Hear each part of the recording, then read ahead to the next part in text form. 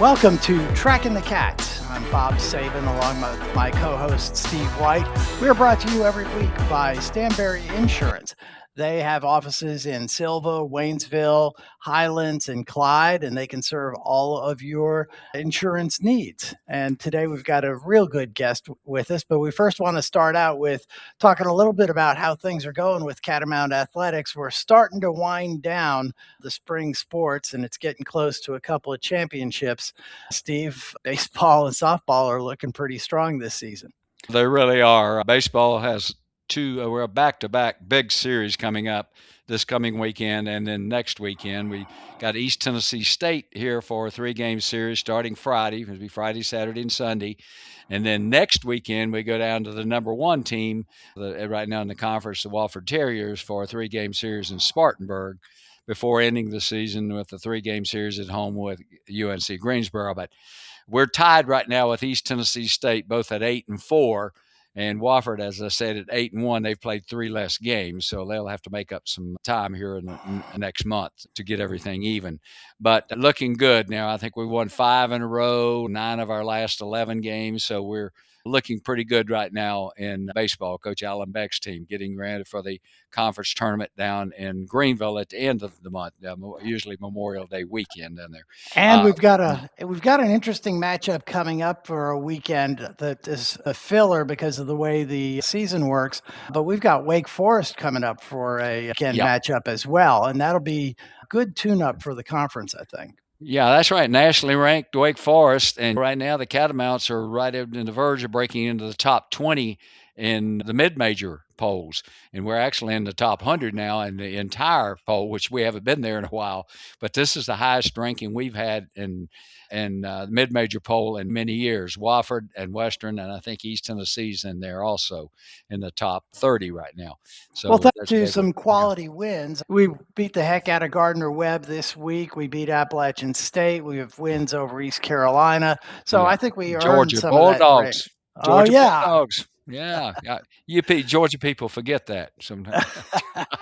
Oh yeah, I like Georgia. My daughter went there, but I'm a Western Carolina fan, Yeah, all right. through and through, of course. Then softball. Let's look at softball. Also second in the conference right now, and has another.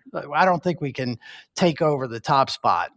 No, Greensboro looks like they're head and shoulders above everybody right now. But they've won 32 ball games. They're in second place in the conference, and again, a chance to maybe catch Greensboro. But Greensboro, I don't think they're going to be slipping any. I saw that series here, and they're very good. But hey, second place would be a great finish for the Catamounts this season. They're really a great hitting ball club. They are. I enjoy watching them play down there. I really do. It's fun. Yep. We got a couple other sports going on right now. The ladies with tennis lost first round last week in the Southern Conference. The Southern Conference Championships for ladies golf's going on right now. I think we're 6th out of 8th place on the last day. Right. But the men look like they should finish in the top 2. They could be a challenge. Yeah, they won that Wofford tournament, and that was a very prestigious field down in Spartanburg, Carolina Country Club. That's a tough golf course, and they beat some very good teams. And I think they've got a chance this year to really pull off an upset. I think they started the season maybe middle of the pack ranked and so forth, but they've moved up now, probably overall score wise, the second best team in the league right now. Yep. And let's talk about one more team that's doing pretty strong so far, and that's our guest for today. We've got track and field coach Jesse Norman joining us. And why don't you introduce Coach Norman for us, Steve? Okay. All right. Just unlike most of our coaches here at WCU, Jesse has a long history as a Catamount. He was an outstanding performer on our track and field and cross country teams in the early part of this century, about 26 years ago, Jesse. Now, how's that old does that make you feel? But, they're really old. Thanks Yeah. for mentioning that again. Right. Yeah, he is one of our most heralded distance runners. He was the first Catamount to ever win the men's Southern Conference cross country individual championship and was the cross country runner of the year back in 2001. I don't know, did Adam Pruitt? He never quite made it. So you're still the only one that's been Still the only one. Right. The only one. So that's quite an honor. So he was all SoCon track and field and the 10,000 meters, had 7 top 8 finishes in conference championships. So he's got the credentials. He began his coaching career as an assistant here at WCU to the legendary Danny Williamson, and then went on to UNC Asheville as head track and field coach for 12 seasons. He produced a bunch of Big South Conference individual champions and was 2-time the Big South Conference Coach of the Year. He returned to Cullowhee back in 2019. That'd be about 7 years ago, as our head track and field and cross country coach, and is preparing right now for his 8th Southern Conference Outdoor Championship meet in a couple of weeks. Actually, May the 11th and 12th here at the Catamount Sports Complex. Fred Cantler still wants that to be called the Cantler Sports Complex. That's here in Cullowhee, USA. And we want to talk more about that later on as far as the conference championship and what all that involves. But Bob, you want to lead off Yeah, here? sure. Yeah. And while this is your interview, most of our viewers know and remember your coach and predecessor, Danny Williamson, as Steve alluded to. How did his style and formula over that period of time affect what you guys are doing and moving forward with the track and field program? Yeah. I think it had a lot to do with me, especially kind of early on in my career. When I went to Asheville, I think I tried to mirror a little bit about what Western was about and kind of building that program up. And then when I came back to Western, I know when I was interviewing, being a distance guy, I think some of the concerns were, am I going to try to turn this into a distance heavy program and compete against Furman and do all that kind of stuff? And I was very big on, no, our DNA is on sprints, hurdles, and jumps. Like I'm coming to Western to try to help us win some track team championships. And so I was like, we're going to keep the DNA the same way. That's what Danny had built. I don't think it'd be crazy to try to go any other way. I feel like COVID time frame coming in 19 in the middle of the year, like all that kind of stuff was led it to be a little bit crazy for those first probably 3-4 years I was here. I think bringing my assistants on board. I remember when I brought them on board, was hiring them. I actually sat down and bought Danny a drink and dinner one night. Was like, hey, I need to pick your brain about some things, and was picking his brain about the directions and things I needed to change with the program to kind of get us back towards winning. And he gave me a lot of credit and said, hey, well, I had the right ideas. I just needed to execute them and stuff. So that's kind of what I've been working on. But definitely some big shoes to fill. I know he retired, I think it was maybe about 2.5 years before I took over. There was somebody else between the two of us, and COVID and all that stuff. It was definitely crazy, but yeah, he's got a big influence on what we try to do.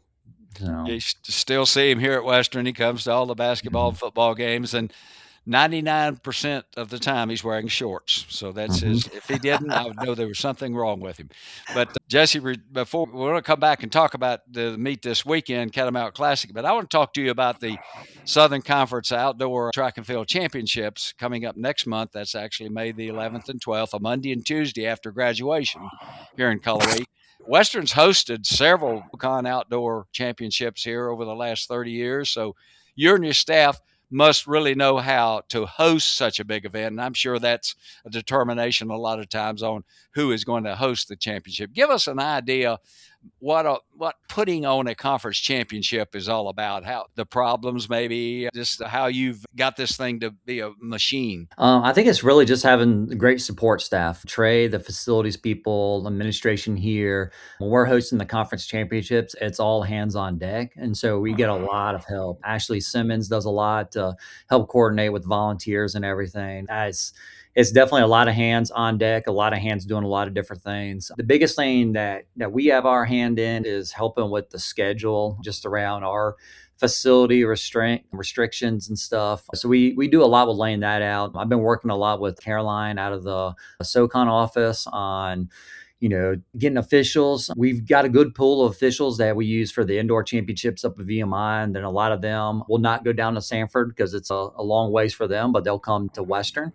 And so we're able to pull a lot of those officials in. It's just a lot of hands on deck, a lot of people helping out. I've got some great assistants and Coach Jill and Coach Dan that I can pawn stuff off on and have them kind of help with some different things and offering their insights. It's just all hands on deck. I maybe get to be the face of it, but it's definitely not just me running the show. I have a lot of help in the background. Otherwise, we wouldn't be able to do it at the level that we do it now. Yeah, yeah. It doesn't seem like it, but Sanford's been part of the Southern Conference for almost 20 years, and since they've come on, they've really dominated the track and field scene, both men's and women's. When it previously was us and App State fighting it out. How are they so successful? What brings them so much success in this particular sport? Yeah. I think it starts with their head coach. Coach Stiffen there has done a great job of that program, building it up in his time there. I think when you look at it, they've decided that they want to be good in track. Their administration's really put a lot of support towards that direction. You can look at that with their roster size. You can look at that with their staffing. They've got a lot more staffing than what we've got. That's one of my big things that I argue with and debate with our administration about. Is I've even been strong enough on it that I'm like, we get one more coach, we should be winning in 2 years. And if we're not, fire me type deal. I feel that confident and that strong about it. Hopefully we're putting some things in action and planning out for maybe down the road, being able to get another coach. I think that's really the only thing that's really stopping us. We've started off this year with 98 kids and we've got 3 full-time coaches. That's a big workload on all of us, and especially in kind of the new era of NCAA athletics and everything that kind of goes along with that. I get a lot of grief from a lot of the old alumni about what Danny did. And speaking to Danny earlier, and I joke around, I'm like, I can't do half the stuff that Danny did back then. He was able to get away with a lot of stuff. It's a different time frame. So, but I think that's really the difference is they've decided they want to really invest towards track and field. And you see that in what they're able to recruit, what they're able to bring in, their staff in.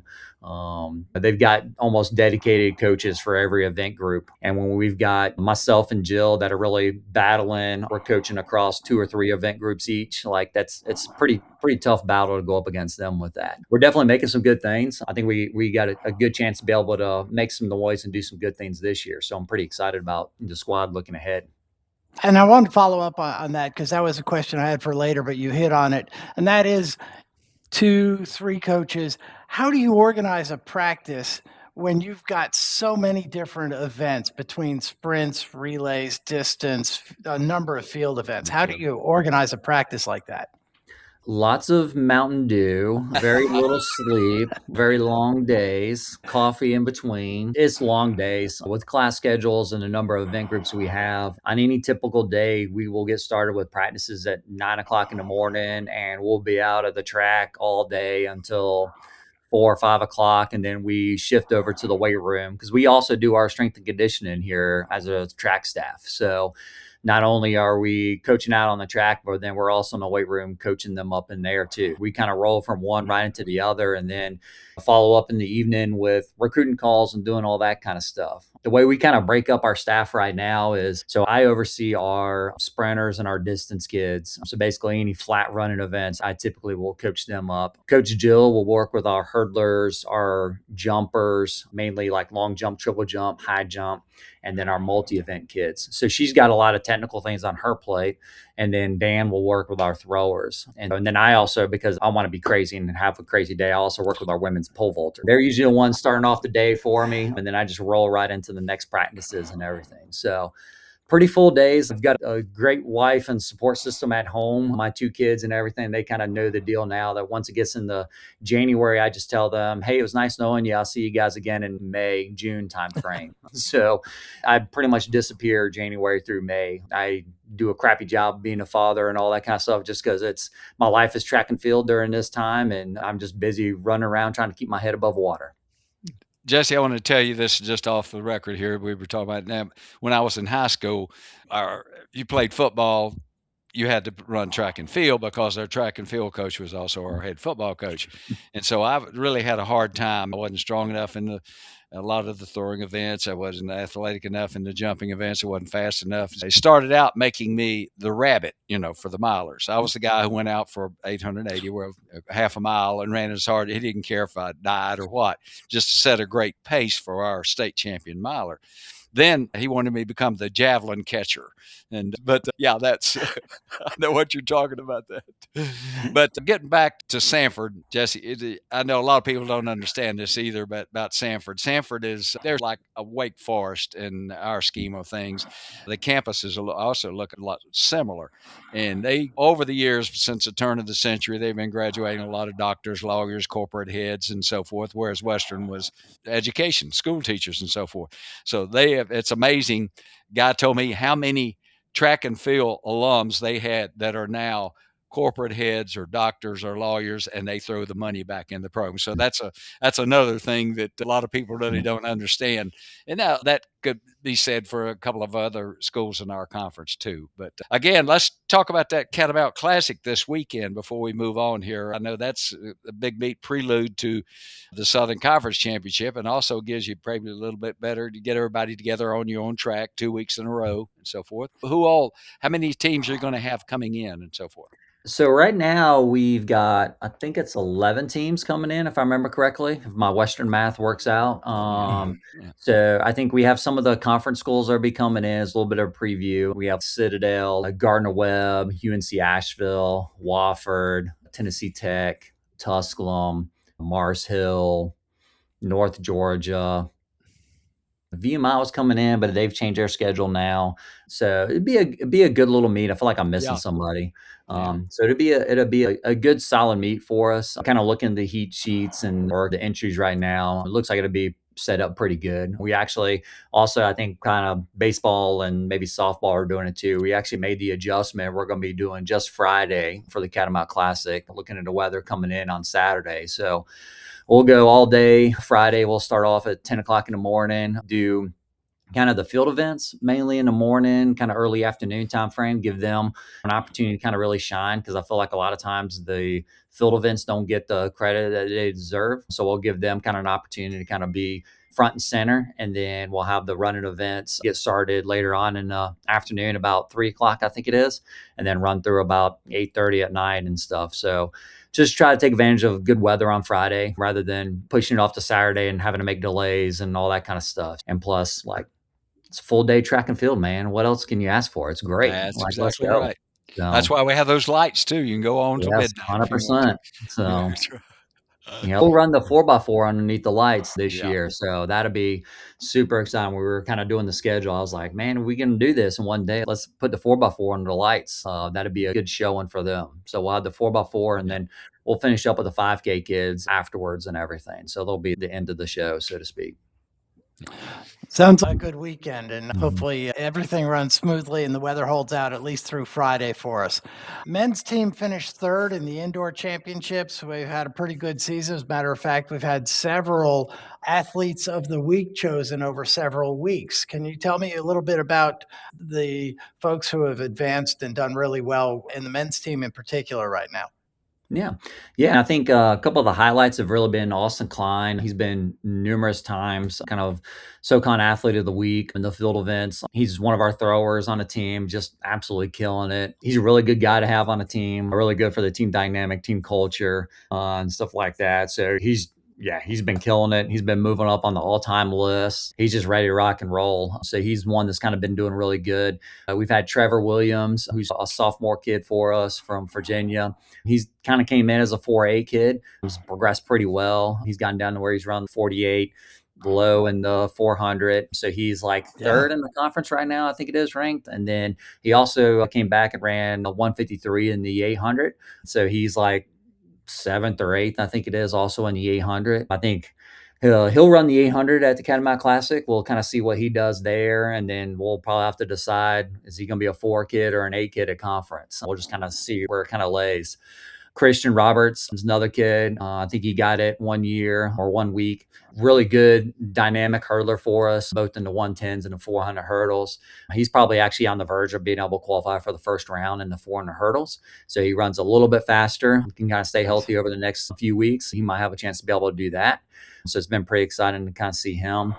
I think Lexi Durbin maybe has gotten in one time. I think Erica has gotten in one time. Jackson, maybe a couple times. Those are a couple of our standout female throwers that have been doing really good. Yeah, we've done some pretty good things this spring. I think on the guy side, getting third place probably fired them up a little bit. I maybe gave one event group a little bit of a come to Jesus talking to of here's what we need to do. And we need to step up our game a little bit to kind of help out a little bit more afterwards. So maybe that was a little piece of it. And hopefully the guys are all fired up. I tell people all the time, I didn't come back to Western to get third place. I tell the story all the time about Danny.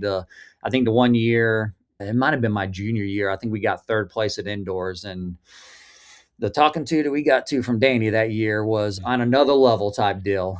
So I referenced that talk. I'm like, the things he said were kind of crazy. It got us fired up, and we made a pretty good run at it that outdoor season. So Yeah.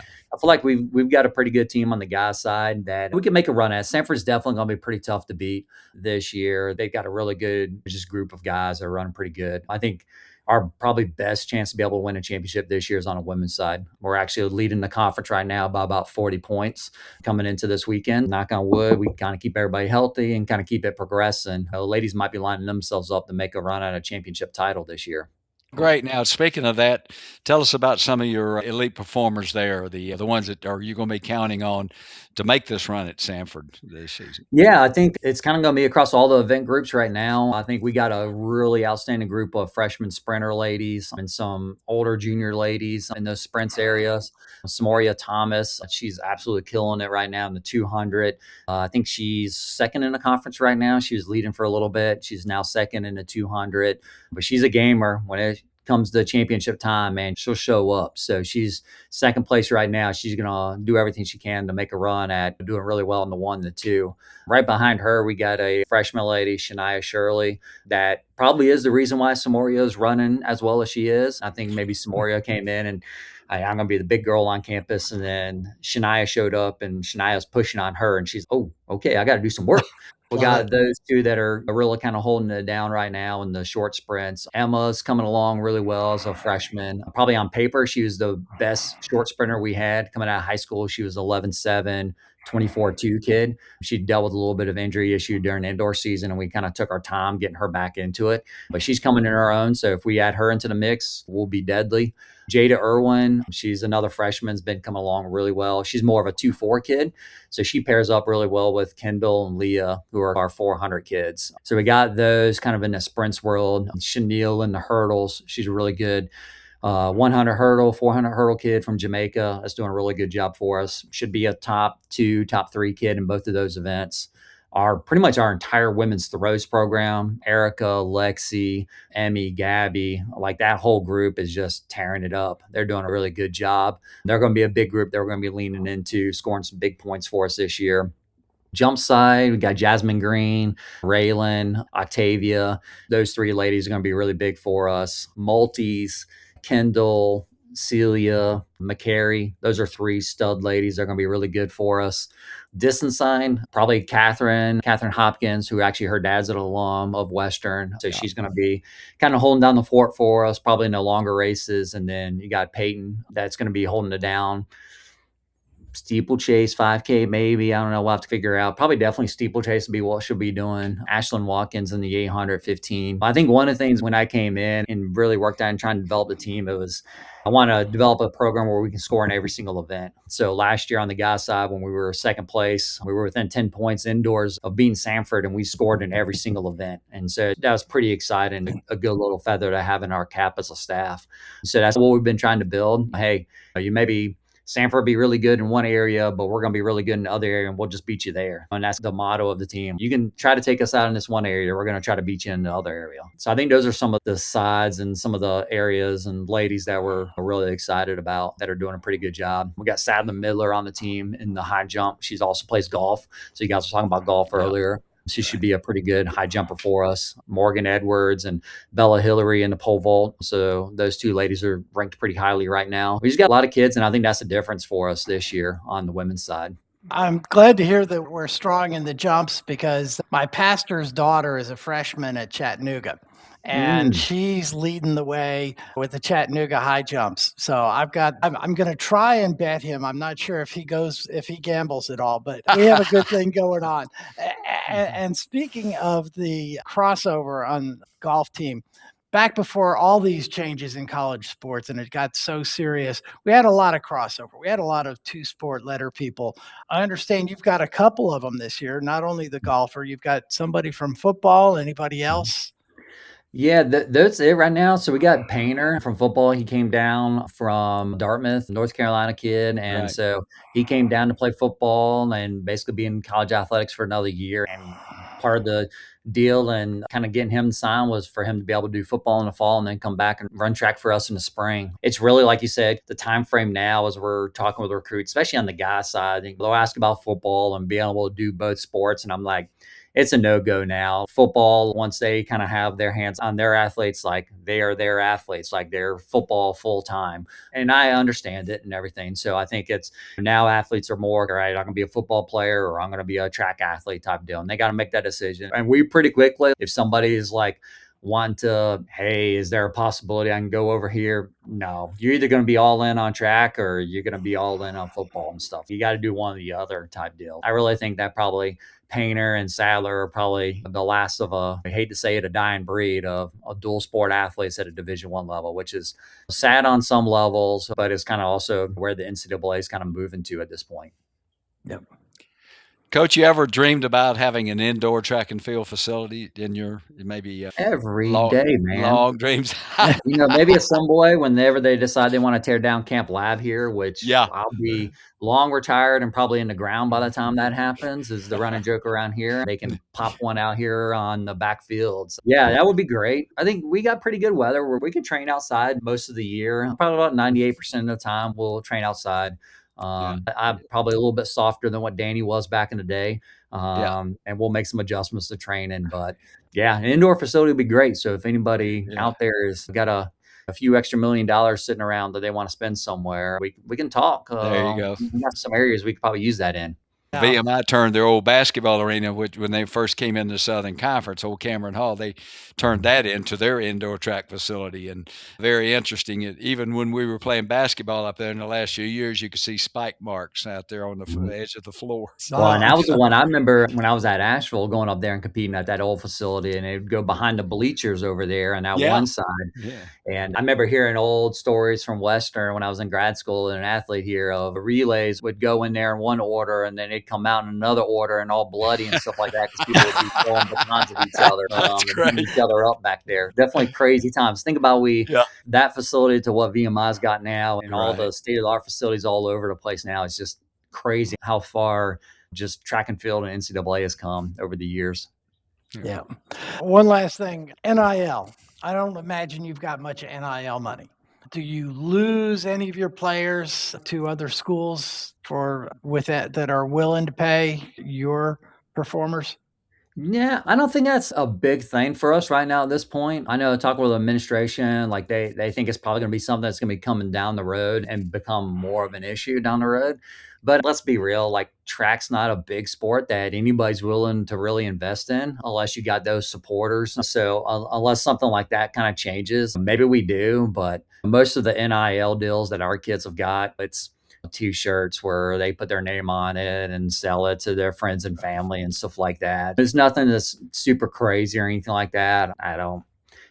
It's nothing that's really come across my plate at this point. I think for me, the biggest thing is just they kind of ask about scholarship money. Everybody's kind of wanting a little bit more of that, and I think we're in a decent enough spot for that. When talk about administration, like if we had to prioritize NIL or scholarship money, like to me, it's go to a staff. Like we need another staff member. Like I think we can cost a school here and stuff like that. We can really, and I learned really well from Danny. And I joke that I feel like I learn how to sell ice to an Eskimo, as the saying goes. And I feel like I'm pretty passionate about Western and about track and trying to win a team championship. And so I think that comes through with a lot of kids and a lot of recruits. So I think we're able to sell that piece of it. That maybe offsets that a little bit. But I think until nationally NIL becomes a bigger thing with track and field, like maybe it filters its way down here to Colowee, but right now that's not a high thing that's on my priority that I'm worried about losing athletes to.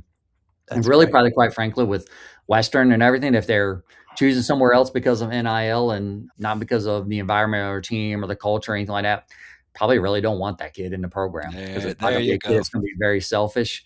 We tell everybody here it's about the team first. Like if you're going to be about me, myself, and I, you're not going to last very long with this coach and staff and this program. We ain't got time for that with roster limits and only bringing 25 or 28 to the championships. There isn't a whole lot of room for people that are just focused on themselves. Yep. Thanks for being with us today, Coach Jesse Norman, Western Carolina's track and field coach. One other thing I want to mention before we roll out of here, there is a celebrity amongst the three of us, and it's not you or me, Jesse. White has been accepted into the College Sports Communicators Hall of Fame. He's traveling to Las Vegas in early June to receive the award. And everybody that I know of that knows Steve is like, yeah, of course. We're really proud of you, Steve. It's been a great tenure for you, and we're looking for another 10, 15 years of you being around here and helping with the podcast and being on campus at Western, helping those guys and making the name on the press box shine too. That might be a stretch there, 10 or 15 more years and so forth, but I'm going to try. That's drinking that Tuckasegee River water, baby. That's it. That's where it all starts. There you go.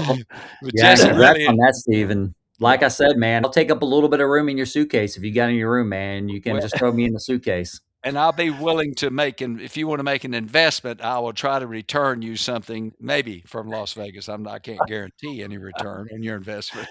Yeah, it could be a loss as well. But that does it for this edition of Tracking the Cats. We're brought to you, as always, by Stanberry Insurance, offices in Silva, Waynesville, Clyde, and Highlands. Again, Coach Jesse Norman, thanks for being with us. And we'll see you all again in 2 weeks on Tracking the Cats.